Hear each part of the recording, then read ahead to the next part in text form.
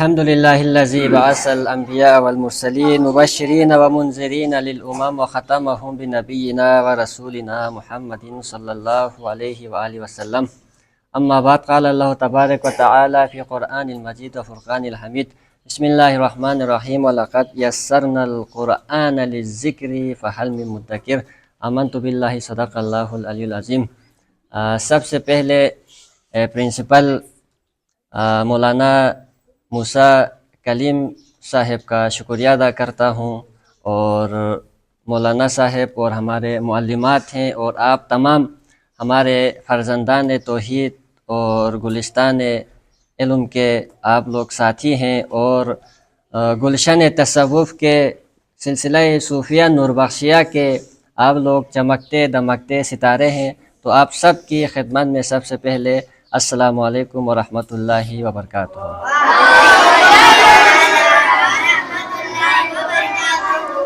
میں مختصراً چند کلمات آپ لوگوں کی بارگاہ میں عرض کرنے کے بعد آپ لوگوں سے مختلف قسم کے سوالات کروں گا، اور قاعدے کے حوالے سے اور ہمارے سلسلے کے حوالے سے، قرآن کے حوالے سے، مختلف حوالوں سے. تو سب سے پہلے رمضان المبارک کے اس بابرکت مہینے میں اللہ رب العزت نے اس ماہ مبارک کو مخصوص فرمایا. کس چیز کے لیے؟ قرآن مجید کے لیے. یعنی اس ماہ مبارک میں، رمضان المبارک میں، قرآن مجید جیسی عظیم نعمت انسانیت کے لیے نازل فرمایا. یعنی اللہ رب العزت کی طرف سے سب سے عظیم نعمت کیا ہے؟ قرآن مجید ہے. اب اگر ہم آج کے دنیا میں مسلمانوں کے، امت مسلمہ کے حالات پر اگر نظر دوڑائیں، ایران کے ساتھ جو کچھ ہو رہا ہے اور باقی تمام مسلمان ممالک اگر اس وقت صہیونی اور امریکہ کے ہاتھوں کٹھ پتلی بنے ہوئے، تو اس کی کیا وجہ ہے؟ ہم یہ سمجھتے ہیں کہ امریکہ اور اسرائیل ظالم ہیں، اور ہم ان کے لیے کیا کرتے ہیں؟ بد دعائیں کرتے ہیں. لیکن اصلاً اللہ رب العزت کی نگاہ میں اگر ہم قرآن مجید کا مطالعہ کریں تو ظالم اس وقت ہم مسلمان بنے ہوئے ہیں.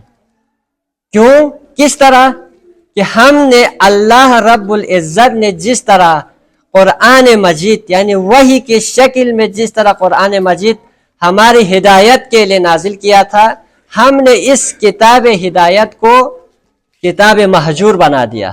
ہم اس کتاب مقدس سے، قرآن مجید سے ہم نے روگردانی اختیار کی، اور ہم مختلف فرقوں میں، مختلف مسلکوں میں، مختلف خانوں میں ہم کیا ہو گئے؟ بٹ گئے. اس قرآن مجید کو چھوڑنے کے نتیجے میں آج پوری دنیا کے مسلمان 57 اسلامی ممالک کیا ہو رہے ہیں؟ ذلیل و خوار ہو رہے ہیں. اب بنی اسرائیل جو ہم ابھی سنتے ہیں نا، اسرائیل صہیونی طاقت، اب یہ اسرائیل خود کو اللہ کا چنیدہ بندہ سمجھتے ہیں.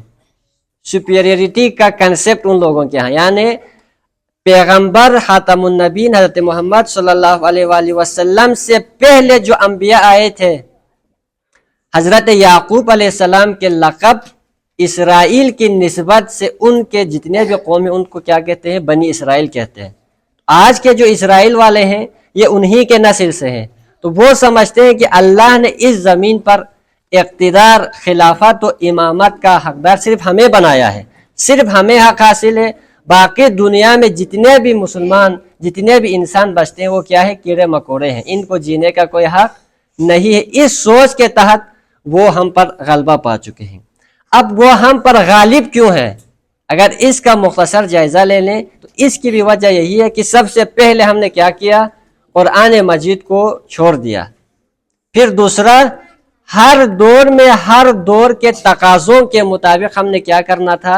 آج کے اگر جدید دور کی بات کریں تو جدید سائنس اور ٹیکنالوجی میں، فلسفہ میں، ان چیزوں میں ہم نے دنیا کا مقابلہ کرنا چاہیے تھا.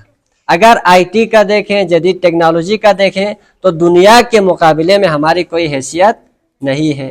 ہم یورپ والے جو کچھ ٹیکنالوجیز ڈسکوریز کرتے ہیں، ہم ان کو صرف استعمال کرنے کے لیے بیٹھے ہوئے ہیں.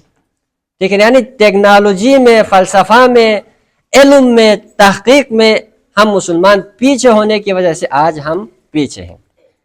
تو سر دست اب آپ لوگ یہاں پر مدرسے میں آئے، تو مدرسے میں آنے کا بھی کیا مقصد ہے؟ سب سے پہلے آپ لوگ قاعدہ سے شروع کرتے ہیں، الف با پڑھتے ہیں، پھر قرآن مجید کا ناظرہ پڑھتے ہیں، پھر دعوت پڑھتے ہیں، فقہ پڑھتے ہیں، ترجمے کے ساتھ پڑھتے ہیں، تفسیر پڑھتے ہیں، یعنی یہ جو مختلف چیزیں ہیں، تجوید ہو گیا، حفظ ہو گیا، تو یہ ساری چیزیں کیا ہے؟ ان چیزوں کا الٹیمیٹ مقصد یہی ہے کہ ہم نے قرآن مجید کو سمجھنا ہے اور سمجھ کے پڑھنا ہے، اور سمجھ کے پڑھنے کے بعد اس پہ کیا کرنا ہے؟ عمل کرنا ہے۔ اب ہم نے کیا کیا؟ قرآن مجید کو صرف عملیات کی کتاب بنا کے رکھا ہوا ہے، جنتر منتر کی کتاب ہم نے بنا کے رکھا ہوا ہے، ٹھیک ہے نا؟ اب ہم قرآن کو، قرآن کی اپلیکیشن، جس طرح موبائل میں اپلیکیشنز ہوتے ہیں ان کے الگ الگ یوسیج ہوتا ہے، اس طرح ہم نے قرآن کو کس لیے ہم استعمال کرتے ہیں؟ ایون کہ نماز میں بھی ہم اگر قرآن مجید پڑھتے ہیں ہمیں کچھ سمجھ نہیں آ رہا ہوتا، کیونکہ قرآن مجید عربی زبان میں ہے، اور عربی زبان ہمیں آتی ہی نہیں ہے، اور عربی زبان نہ ہم سیکھنے کی کوشش کرتے ہیں۔ تو اس قرآن مجید کو جب تک ہم سمجھ کے نہیں پڑھیں گے، اور اس کو سمجھ کے پڑھ کے، یعنی اب یہ جو دنیا ہے، ارتھ ہے، یہ تو ٹیمپریری دنیا ہے، اصل ہماری زندگی کیا ہے؟ آخرت کی زندگی ہے، اصل ہماری منزل کیا ہے؟ جنت ہے۔ ہم سب نے ایک نہ ایک دن اس دنیا سے چلے جانا ہے، تو اس ابدی زندگی میں پرماننٹ جو لائف ہم نے وہاں پہ گزارنی ہے، تو اس کی تیاری ہم نے کس طرح کرنی ہے؟ یہاں اس دنیا میں زندگی گزارنے کا طریقہ کہاں پر موجود ہے؟ قرآن مجید کے اندر موجود ہے۔ اب ہم مسلمانوں کی حالت، ہم نے قرآن کو چھوڑ دیا۔ حضرت محمد صلی اللہ علیہ وسلم قیامت کے دن ہم مسلمانوں کے خلاف FIR درج کریں گے تھانے میں، اللہ کے حضور۔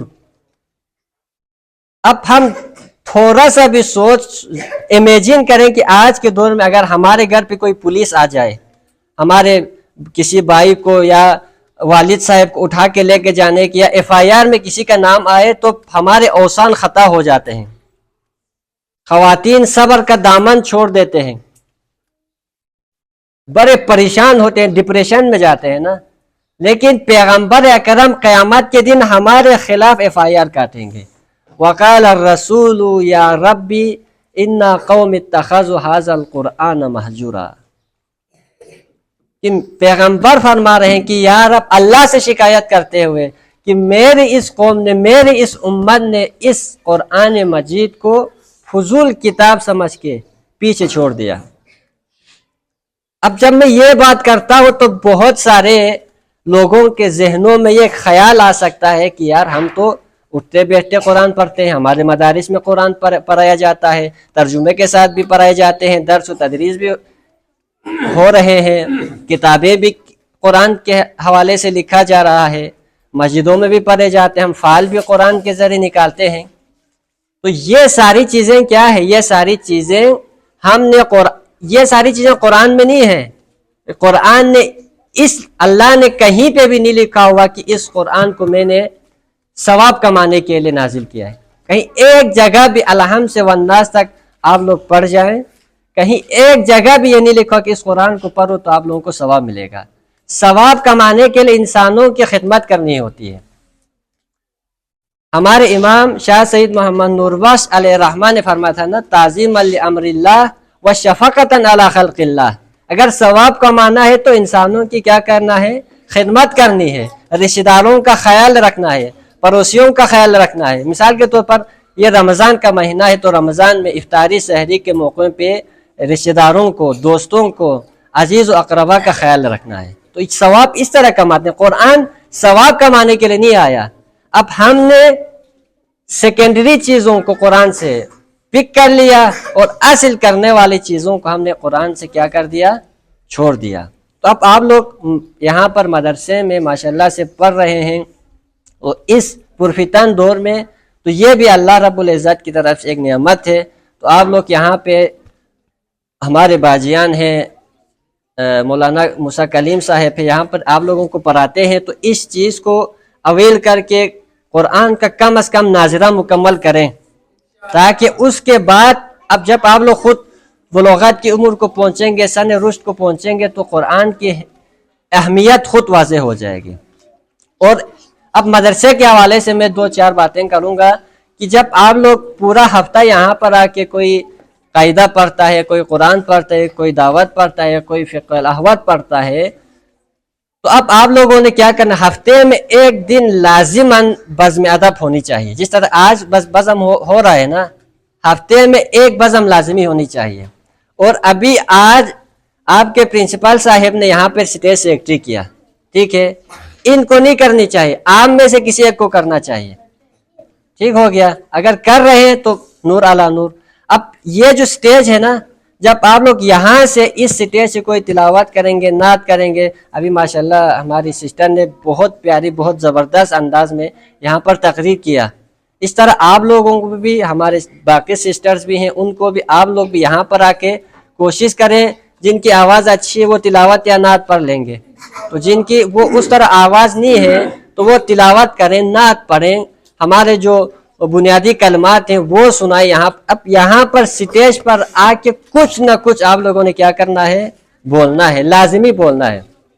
یہ آپ لوگوں کا کیا ہے، درسگاہ ہے، ٹریننگ سینٹر ہے نا۔ اب آپ لوگوں نے اسی سٹیج سے سیکھنا ہے۔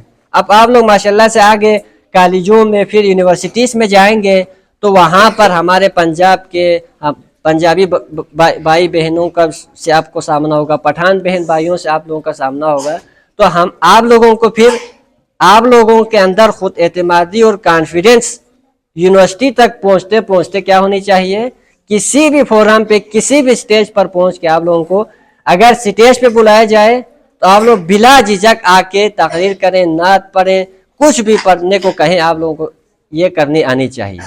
اگر آپ میں سے کسی کو سٹیج پہ آ کے، اب اس سٹیج پہ تو آپ لوگوں کو جھجک ہوگی، شرم محسوس ہوگی، اسی سٹیج پہ آپ لوگوں نے سیکھ کے جانا ہے۔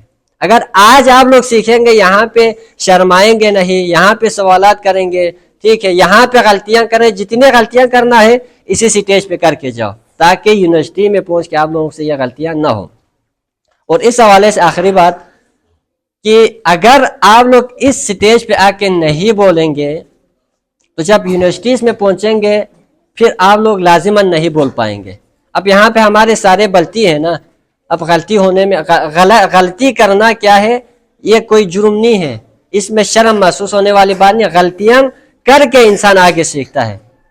جب کوئی غلطی ہی نہیں کرے گا، غلطی کے خوف سے پیچھے بیٹھا رہے گا، وہ کبھی بھی نہیں سیکھ سکتا، ٹھیک ہے۔ تو آپ لوگوں نے کوشش کرنی ایک سٹیج پہ آ کے کچھ نہ کچھ بول کے جائیں۔ تو انشاءاللہ آج میں آپ لوگوں کے مدرسے کے لیے، میرے پاس بھی ٹائم شارٹ تھا، ایک تجوید کی اور ایک تفسیر کی کتاب بطور تحفہ لے کے آیا ہوں۔ تو اگلی دفعہ انشاءاللہ کسی اور بزم میں یہاں پر ایک دفعہ نہیں بار بار آیا کروں گا، اور انشاءاللہ آپ جو جتنے بھی پارٹیسپینٹس، ابھی جو بہن نے تقریر کی تھی، کیا نام ہے ان کا، امرین بازی، کے لیے انشاءاللہ میں اسپیشل انعام لے کے آؤں گا، اور باقی جتنے بھی آپ لوگ پارٹیسپیٹ کریں گے آپ سب کے لیے انعامات لے کے آؤں گا، ٹھیک ہے۔ تو آپ لوگوں نے یہاں پر سٹیج پہ آ کے بھرپور اپنا کردار ادا کرنا ہے۔